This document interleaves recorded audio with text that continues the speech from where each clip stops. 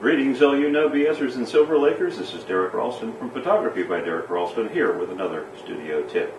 A well-appointed portrait studio has a wealth of backgrounds and props from which to draw from in order to set the stage for a great portrait. But what happens when a request comes in for something that's a little bit out of the ordinary?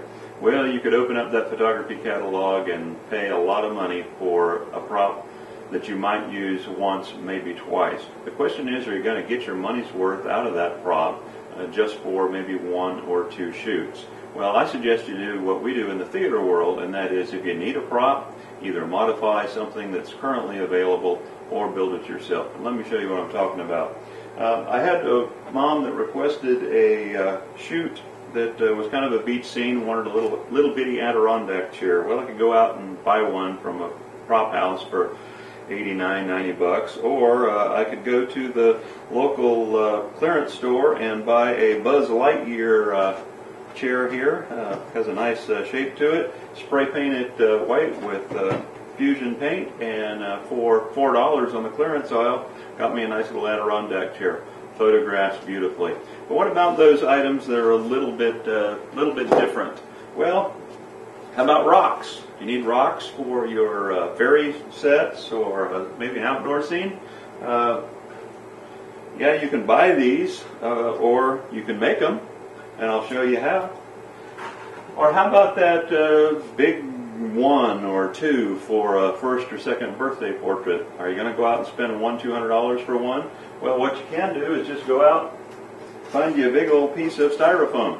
This is just packing styrofoam. I found it out of the top of a box that was going to be thrown away.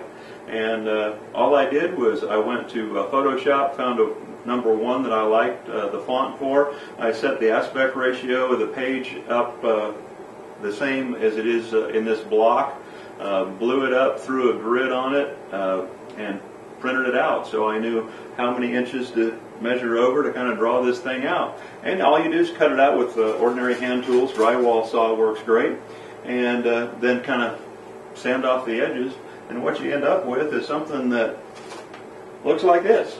Now, what you need to remember is, in photography, as in the theater, the only thing that matters is what points to the camera. So what the back looks like really doesn't matter.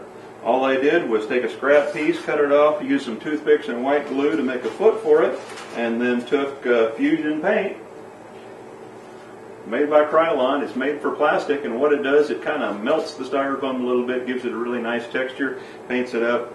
It's something that got me some extra shots that I wouldn't have ordinarily had, and probably came up with a client that I'll have for a long time, because that's what you wanted, and I came up with it and delivered. Rocks are the same way. Take little pieces of styrofoam, just kind of chunk them up with a file, a Surfoam file, or just the teeth from a saw. Get a shape that you want, get stone-colored paint, spray it, and there you go. You got rocks, you got #1s, you got everything that you need to make your studio something unique that none of the other studios in your area will have. And you can do it on the cheap. For Photography by Derek Ralston, this is Derek Ralston wishing you happy shooting, and we'll see you on the forums.